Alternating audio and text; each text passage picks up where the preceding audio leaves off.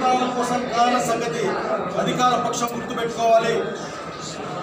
మిమ్మల్ని గెలిపించింది మీరు సూపర్ 6 అమలు చేస్తారని.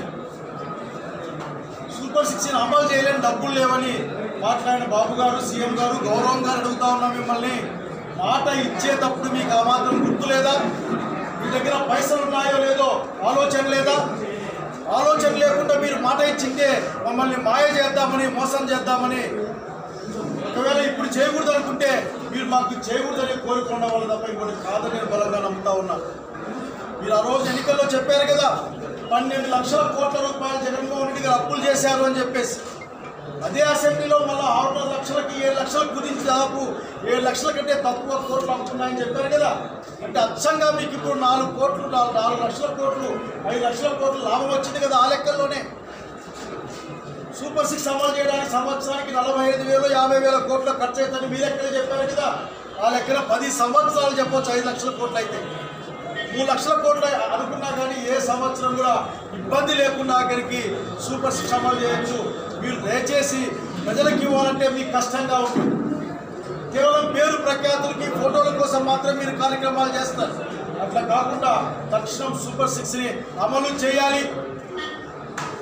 మన ఎవరో మాట్లాడుతూ ఉన్నారు, క్షమాపణ చెప్పండి. క్షమాపణలకి ఇక్కడ పనిచేయం.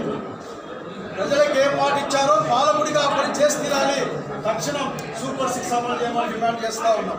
ఒక్క రంగం కాదు, అన్ని రంగాల్లో ఈ రోజున వెనుకబాటుతనం. ఈ 7-8 తర్వాత కూడా ఈ రాష్ట్రంలో మీరు చేసిన పని ఒక్కటి కూడా లేదు, ఒక్కటి కూడా కనపడే లేదు. ఈరోజు కూడా విశాఖ ఉక్కు ఫ్యాక్టరీని దొడ్డిదారిన ప్రైవేటైజేషన్ తప్ప ఇంకోటి కనపడలే ఇక్కడ.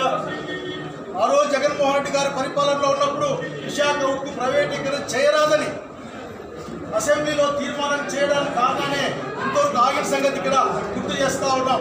కనుక సత్యదూరంగా అబద్ధాలు ఎంతో కాలం జీవితాన్ని తీసుకెళ్ళలేదు. శాంతి భద్రతల గురించి తక్కువ మాట్లాడుకుంటే చాలా బాగుంటుంది అనుకుంటా ఉన్నాయి. నాకైతే ఒక్కటే కోరుకు అందరినీ కోరుకున్న మాట ఒక్కటే, పరిపాలన కోసం ప్రభుత్వాలు ఉంటాయి. పరిపాలన అంటే ప్రజల సంక్షేమం, అట్లాగే సంఘంలో శాంతి, అట్లాగే అందరూ కూడా ధైర్యంగా బతికే ఒక రోజు ఉంటాయి తప్ప భయపడుతూ ఉండే కాలాన్ని తెచ్చే మీ ప్రయత్నం మంచిదిగా అని చెప్తున్నాం. ఎదుర్కోవడానికి వైఎస్ఆర్సీపీ కార్యకర్తల సహకారం వాళ్ళతో కలిసి ఖచ్చితంగా ఈ విధానాలు ఎండగడతామని తెలియజేస్తా ఉన్నాం. రాజకీయాల్లో విలువలు, విశ్వసనీయత అనే పదాలు చాలా అతిగా ఉంటుంటాం.